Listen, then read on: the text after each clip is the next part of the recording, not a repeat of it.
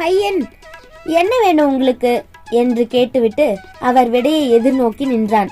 தீனதயாளர், நல்ல வெள்ளமா ஒரு பலம் போடு, காலனாவுக்கு ஏலக்காயும் முந்திரி பருப்பும் கட்டு, முந்திரி முழு பருப்பா இருக்கட்டும், கற்கண்டும் திராட்சையும் காலனாவுக்கு போடு என்றதும் கடைப்பையன் விழித்தான். இதுதான் பொங்கல் சாமானா என்ற வினாக்குறி அவன் முகத்தில் வளைந்து நின்றது. அந்த நேரத்தில் கடைக்கு ஒருவர் வந்தார். அவரை நாயுடு பார்க்கவில்லை. என்ன பையா விழிக்கிறாய்? விரைவாக எடுத்து வை, இப்படி மச மசன்னு நின்னா எப்படி? அதுதான் கூட்டம் குறைய இவ்வளவு நேரமாகிறது போல இருக்கே. சுறுசுறுப்பா எடுத்து மடி. கட்டி சூடம் இருக்கா? வில்ல சூடம் வேண்டாம். பாரத் சாம்பிராணியும் மட்டிப்பால் வத்தியும் இருந்தா 3ஐயும் சேர்த்து காலனாவுக்கு போடு, மீதி இருந்தா எதுக்காவது பயன்படுத்திக்கலாம் என்றார்.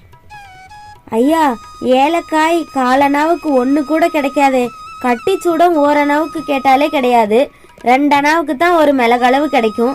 நீங்க காலனாவுக்கு கட்டி சூடமும் மட்டிப்பால் வத்தியும் பாரத் சாம்பிராணியும் கேட்குறீங்களே என்றான் பையன்.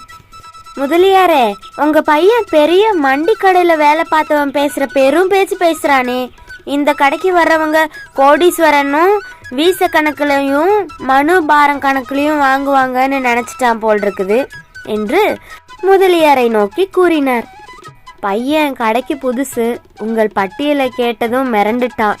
உங்களை போன்றவங்களை இன்னைக்கு தான் பார்த்துருப்பான், போக போக உங்களை புரிஞ்சுக்குவான் என்று சிரிக்காமல் கூறிவிட்டு பையனை நோக்கி, அந்த சாமான்களை எல்லாம் என்கிட்ட கொண்டு வந்து வை, நான் தான் அதை நிறுத்தியும் எண்ணியும் கொடுக்க முடியும் என்றார் மாணிக்கம். ஏன் முதலியாரே, வெள்ளம் வீச என்ன விலை? 1.25 ரூபாய். ஏ அப்பாடி, அவ்வளோ விலை ஏறி போயிட்டா? நான் சிறுவனாக இருக்கும்போது வீசை அரையனாவுக்கு வாங்க ஆள் கிடையாது. அதற்குள் கடைக்கு வந்தவர் குறுக்கிட்டு, அப்போ நீங்க சிறு பிள்ளையா இருந்தீங்க, இப்போ எவ்வளோ பெரியவரா வளர்ந்துட்டீங்க, அது போலதான் பொருள்களோட விலையும் வளர்ந்துருச்சு என்றார். ஓ சுந்தரம் பிள்ளையா, நீர் எப்போது வந்தீர்? உமக்கென்ன, நீர் கோடீஸ்வரர் பிள்ளை, உன் தந்தை சேர்த்து வைத்து விட்டு போயிருக்கிறார். 10 ரூபாய் உமக்கு ஒட்டாஞ்சல்லிக்கு சமம்.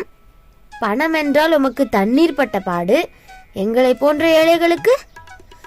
ஆமா, என்னை போல் எல்லாம் வளர்ந்து விட்டது என்றால் அரையனாவும் இவ்வளவு நாட்களுக்குள் 1.25 ரூபாயாக வளர்ந்திருக்க வேண்டுமே, அது ஏன் வளரவில்லை?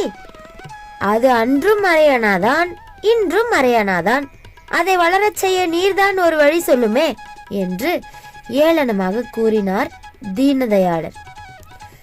தன் வாத திறமையால் சுந்தரம் பிள்ளையை வென்றுவிட்டோம் என்ற பெருமிதம் அவர் முகத்தில் பளிச்சிட்டது.